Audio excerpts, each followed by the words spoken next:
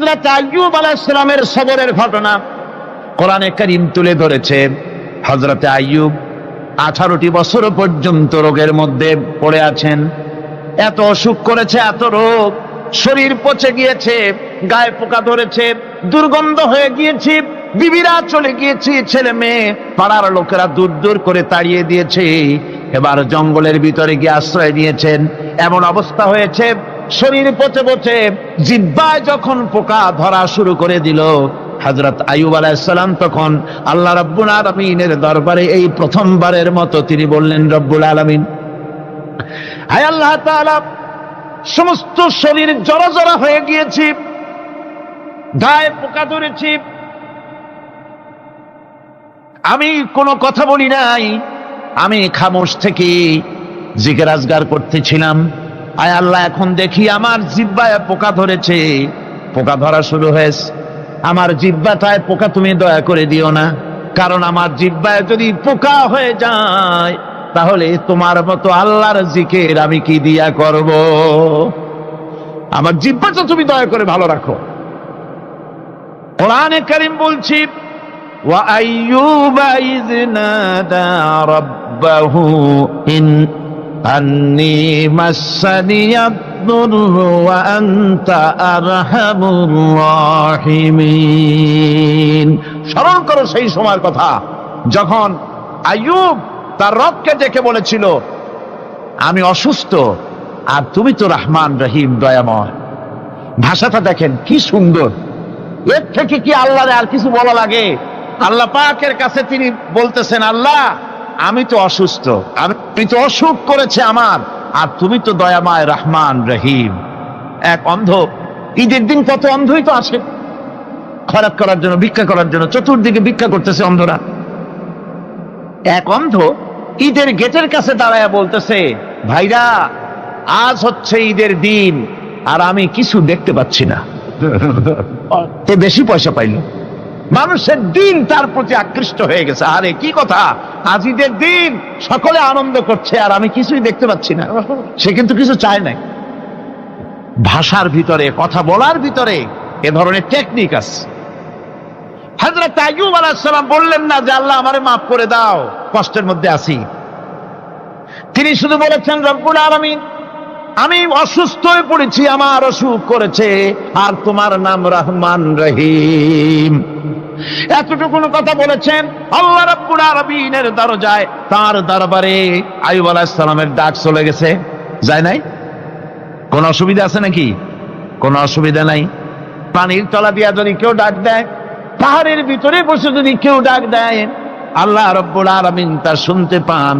ইউনূস আলাইহিস সালাম মাছের পেটে বসে চিৎকার মেরেছিলেন, লা ইলাহা ইল্লা আনতা সুবহানাকা ইন্নী কুনতু মিনাজ জালিমিন।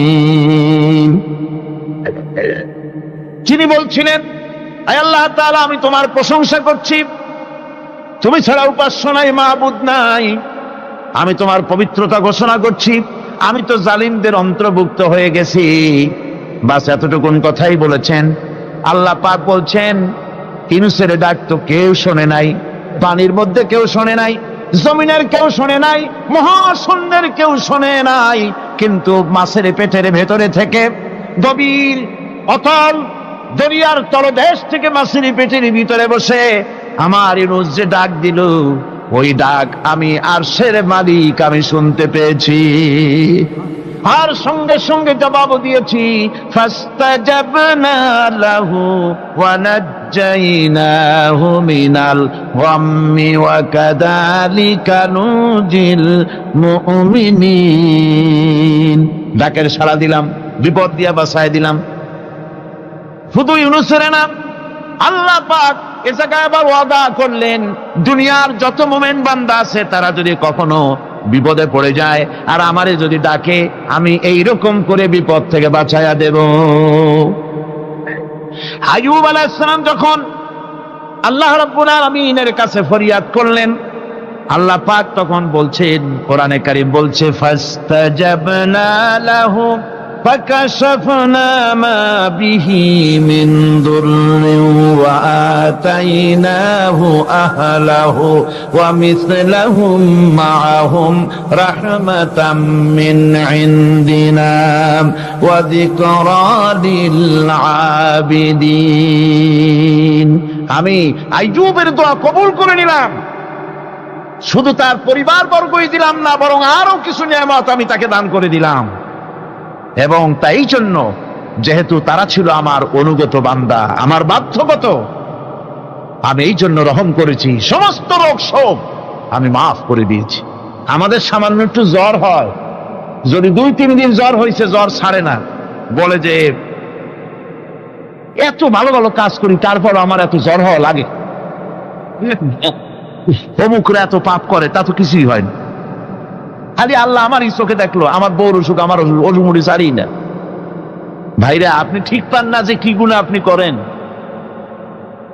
কোরআনে কারীম বলছি, ওয়ামা আসাবাকুম মিন মুসিবাতিন ফাবিমা কাসাবাত আইদিকুম ওয়া ইয়াফু আন কাসীর। যত বিপদ তোমাদের উপর আছে সব দুই হাতের কামাই করা। আর আমি তো অনেকগুলো ক্ষমা করে দেই। তোমরা যত পাপ করো, আকাম করো, সবগুলির শাস্তি যদি দুনিয়ায় দিতাম, সাহস করার সময় পেতে না। অসুখ হলেই অধৈর্য হয়ে যেও না, ধৈর্য ধরো। আল্লাহ পাক বলেন, শুধু আইয়ুব নয়, ওয়া ইসমাঈল ওয়া ইদরিস ওয়া যাল কিফলি কুল্লুম মিনাস সাবিরিন। এইভাবে করে ইসমাঈল, ইদ্রিস, জুলকিফল সবাই ছিল ধৈর্যশীল। জোরে বলেন সুবহানাল্লাহ। ধৈর্যের চরম পরাকাষ্ঠা ছিলেন তিনি। কোরআনে কারীম নবীদের এই কথাগুলি আমাদের শোনাচ্ছেন। হযরত ইয়াকুব আলাইহিস সালাম, কলিজার টুকরা সন্তান হযরত ইউসুফ আলাইহিস সালামের জন্য তার মনটা পাগল ছিল। এত সুন্দর করে আল্লাহ তারে বানাইছিলেন, এত তিনি ছিলেন সৌন্দর্যের পিরামিড, যারে দেখলে চোখ ফিরানো যায় না। এমন সুন্দর সুপুরুষ, যারে দেখি সেই যুগের সুন্দরী যুবতী মেয়েরা রূপের মোহে পড়ে নিজেদের আঙ্গুলগুলি কেটে ফেলে দিয়েছিল। রূপের মোহে এমন অবশ হয়ে গেছে, আঙ্গুল কেটেছে, হাত কেটেছে, টের পায় নাই। আবার ভুল বুঝবেন না, দুনিয়ার সেরা সুন্দর পুরুষ ইউসুফ আলাইহিস সালাম, তা কিন্তু রাসূলের চাইতে বেশি নয়। হযরত উম্মুল মুমিনিন আয়েশা রাদিয়াল্লাহু তাআলা আনহা, তিনি বলেছেন, যেই সব সুন্দরী রমণীরা ইউসুফ আলাইহিস সালামকে দেখে রূপের মোহে পড়ে নিজেদের আঙ্গুলগুলো কেটে ফেলেছিল, ওরা যদি আমার হাবিবকে দেখতো, ওরা যদি আল্লাহ রাসূলকে দেখতো, তাহলে হাত কাটতে কাটতে কোন ফাঁকে দিয়ে কলিজা কেটে ফেলে দিত, ওরা টের পেত না।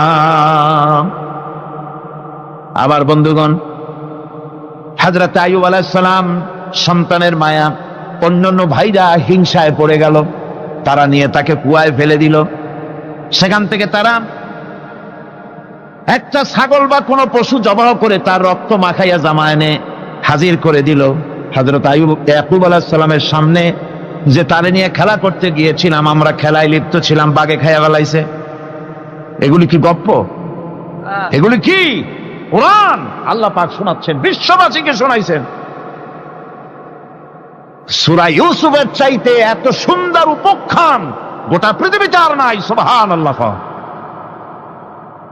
অনেকে ইউসুফ জুলাইখার কেসা খুব মজা করে পড়ে, ফুর্তি করে, প্রেমের গল্প পড়ে। এটা কোনো প্রেমের গল্প নয়। ইউসুফ আলাইহিস সালাম, জুলাইখা ইউসুফ আলাইহিস সালামের জন্য কাঁদতে কাঁদতে চোখ কানা হয়ে গেছে। এরপর ইউসুফ আলাইহিস সালাম জুলাইখারে পাওয়ার জন্য পাগল হয়ে গেছে। নাউজুবিল্লাহ, এটা হয়নি কখনো। তিনি আল্লাহর পয়গম্বর। আর আল্লাহ কেমনে তারে বাঁচিয়েছেন? যখন জুলাইখা ঘরের ভিতরে সুন্দর করে যৌন উন্মাদনামূলক চিত্র অঙ্কিত করে ঘরের মধ্যে আটকায় দিয়েছে, তালা লাগায় দিয়েছে, আর নিজে যৌন